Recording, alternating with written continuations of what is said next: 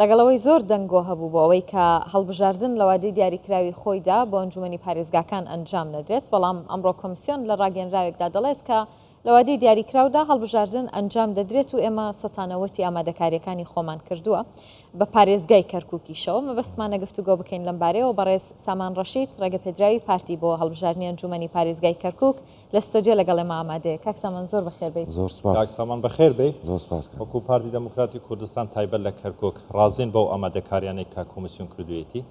هەڵبەت ئەو ئامادەکارانەی کە کۆمیسیۆن کردوێتی لە چوارچێوەی ئەو یاسایە کە دەرچێنراوە بەپێی ئەو یاسایە ئەو کۆمەڵەیەک ڕێنمایی و ڕێکار شۆڕکاتەوە بۆ بەکاتبەکانی خۆی بەپێی ئەو پلانی کە دای ڕشتووە لە چارچێوەی خشتەی کاری خۆی کۆمەڵی ڕێنمایی دەرکردووە. ئێمە وەکو پارتی دیموکراتی کوردستان بەپێی ئەو ڕێنمانە هەموو کارێکی خۆمانمان کردووە، پلانمان بۆ داناوە هاوتەریب لەگەڵ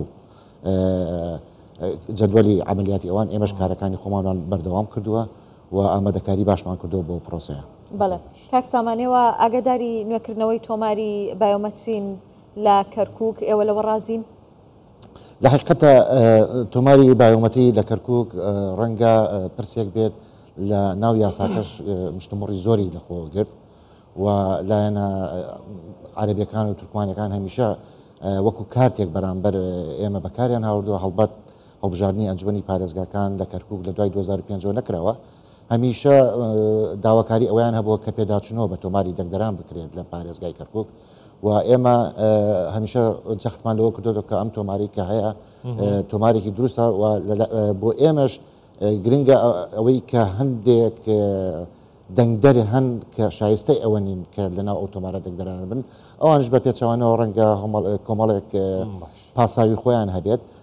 بەڵام بەپێی یاساکە دیژنەیەک ئامادە کراوە و ئەو دیژنەیە سەردانی کەرکووکیانش کرد و ئەرکی ئەو دیژنەیە کە پێداچوونەوە بە تۆماری دەنگدەران بکات. هەڵبەت پێداچوونەوەی تۆماری دەنگدەران پاساوێک بووە لەلایەنی بەرامبەر کە لە ڕابردووە هەڵبژاردن لەو پارێزگایە نەکرێت. باشە کاک سامان زیاتر لەم هەڵبژاردنانە چاو لەسەر کەرکووکە بە هەموو پێکهاتەکانی عێراقەوە هەندێک بابەتی کەرکووک بابەتێکی هەستیارە.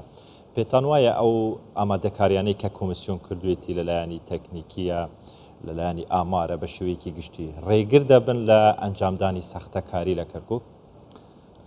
خۆی کۆمیسیۆن مطمئین بووینە لەو ئامادەکاریانەوە؟ ئێمە تا ئێستا ئەتوانین بڵین کۆمیسیۆن ئەو ئامادەکاریانی کردوێتی و کارانی کردوێتی هەندێک پیشەیی بوونی پێوە دیارە و هەندێک بێلایانیش پێوە دیارە و ئەڵبەت ئەبێت کۆمیسیۆن حیادی بوەستێت لە نێوان لایەنەکان و پیشیانە کارەکانی خۆی بکات. ئەمڕۆژ تاقیکردنەوەی کرا بۆ ئەجیزەکان ئێمە تێبینی خۆمانمان هەبوو لەسەری پێمانەوە بوو لە ڕووی بەرمەجیەوە کەمێکەم و کورتیان هەیە. هەڵبەت ئەم تاقیکردنەوە لە داهاتووشە بەردەوامە بێت لەوەی کە ئەو ئامێرەکانتان زیاتر چی بوو کاک سامان؟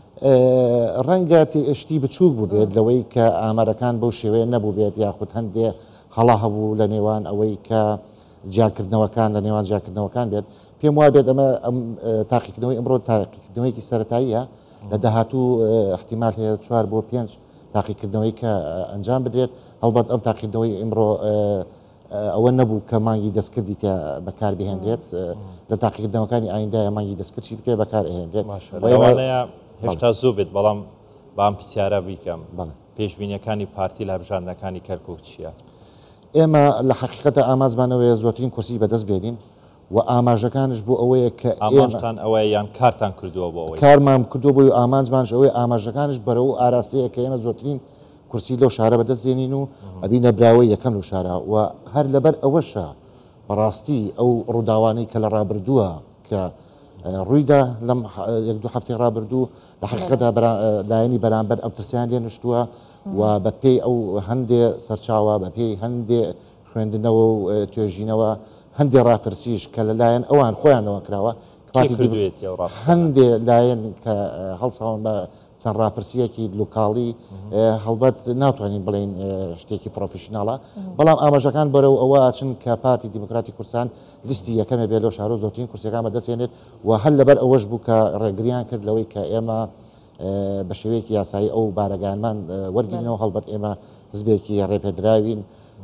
لەسەر ئاستی عێراق و لەو ئەحزابانەی کە ئێستا بوونی هەیە لەسەر ئاستی عێراق ئێمە یەکەم حزبین کە لەم وڵاتەیە کە مۆڵەتی کاری سیاسیمان وەرگردووە لە دوای ڕوخانی ڕژێمی پاشایەتی لە عێراقا. بەڵام بینیتانیانی چۆن خەڵک و لایەنگرانی حەشدی شعبی ڕوبەڕووی بڕیاری سەرۆکوەزیران بوونەوە بۆ وەرگرتنەوەی بارەگایەکی پارتی دیموکراتی کوردستان. پرسیارەکەی من لێرە داوەیە 18 ساڵە ڕێگری کراوە لەوەی کە هەڵبژاردننی ئەنجومەنی پارێزگاکان لە کەرکووک بەڕێوە بچێت بۆ ئەم هەڵبژاردنە هیچ مەترسی ئەوە هەیە کە دەستوەردان بکرێت لە هەڵبژاردنەکە؟ بێگومان خۆی هەڵبژاردن کۆمەڵێ ئەتوانین بڵێن لایەن هەیە یانەوێ دەستوەردان بکەن ئەوەی کە لایەنی ناخۆیی بن یاخود دەرێکی بن. بەڵام ئێمە بۆ ئەم هەڵبژاردنە لە حەقیقەتدا چاودێرێکی چڕی پرۆسەکەکەین و هیچ تایبەتمەندیەک بە کەرکووک کە درێت لە هەڵبژاردنەکە؟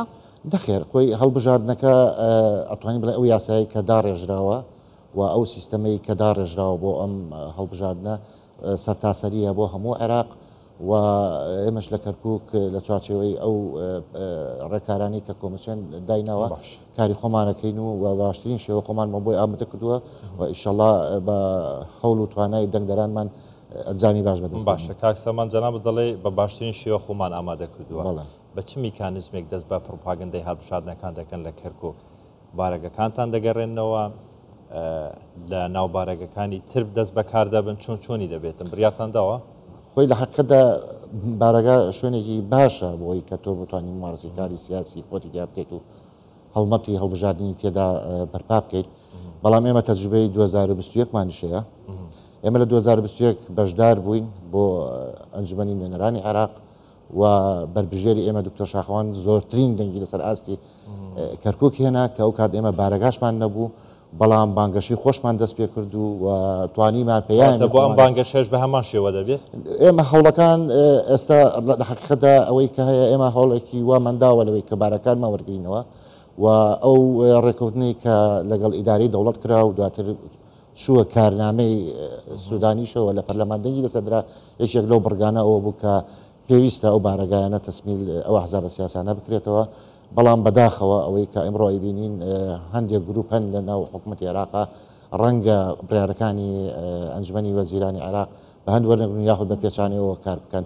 بەڵام ئێمە چاوەڕێ ئەو لیژنە وزارین و ئەو لیژنە پەرلەمانی کە ئێستا هاتوونە بۆ ئەوەی کە تحقیق لەو بوارە بکەن و چاوەڕێیەکەن پێش بەڕێوەچوونی پرۆسەی هەڵبژاردن بارەگاکان تەسلیمی پارتی دیموکراتی کوردستان بکرێنەوە. ئێمە هیوادارین ئەو لایەنانی کە لە کەرکووکن و ئەو گروپانەی کە لە حقیقەتە ئەم ئەزمەی ڕابردویان هاور دەبوون بە تایبەتی ئەو گروپانەی کە خۆپیشاندانیان کرد لە بەرامبەر ئەو بارەگای ئێمە بەخۆیان نابچنەوە چونکە پارتی دیموکراتی کوردستان تەنها بارەگای ڕێگری لێ ناکات کە بەشدار بێت و ئەنجامی باش بەدەست بێنێت بۆیە پێویستە بەخۆیان دابچنەوە و هەوڵێکی تەواوشە دەین و پێناوی کە ئێمە بارەگەکانمان وەرگرینەوە. کاک سامان جەناب دەڵێ ئێمە پێشبینی دەکەین کە زۆرترین کورسی کەرکووک بەدەست بخەین.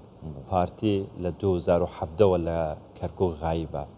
ئێوە پشت ئەستور بە شتێک بە چه امتیازاتێک بۆ خەڵکی کەرکووک ینی لەو بڕوادانە کە زۆرترین کورسی بەدەستێنن ئێوە غایبن لە کەرکووک. ئێمە پشت ئەستورین بە دەنگدەرانی کەرکووک، پشت ئەستورین بە خەڵکی شاری کەرکووک، پشت ئەستورین بۆ بەرنامە سیاسی خۆمان لەوەی کە ئێمە داکۆکی کار و دیفاعکەرێکی ڕاستەقینەی کورسانیانی ئەو شارین.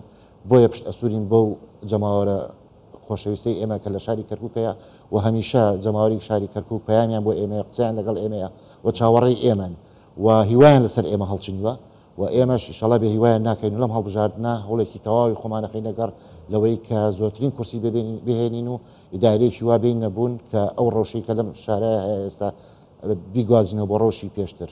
باشە کاک سامان باکو تا پرسیار ئەمە بێ لە بانگەشەی هەڵبژاردنەکان بەڵێن دەدرێتن بەرنامە دادەنرێتە ڕاستە چ بەڵێنێک چ بەرنمەیەکتان داناوە بۆ کەرکووک بەوەی بە دەنگدەران بڵێن دەنگمان پێ بدەن ئەم کارەتان بۆکەین ڕەنگەوە بچێتە چوارچێوەی بانگەشەی هەڵبژاردنەوە. بەڵام هەڵبەت ئێمە جۆ لە داواکاری خەڵکی شاری کەرکووکەگرین و بە پێی داواکاریەکانی ئەوان ئێمە بەڵێنەکانی خۆمان ئەبینە جێ و ئەو بەڵێنانی ئێمەش بەڵێنەکە بن کە کاری بۆکەین و بەڵێنی ئەویان پێ ئەدەین کە ئەو داواکاری ئەوان هێنە ئێمە هەموو هێز و توانامان بخین نەگەر لە پێناو ئەوەی کە داواکاریەکانی ئەوان جێبەجێ بکەین. زۆر بەخێر بیت کاک سامان ڕەشید ڕێگە پێدراوی پارتی بەڵبژاردننی ئەنجومەنی پارێزگای کەرکووک دەستخۆش.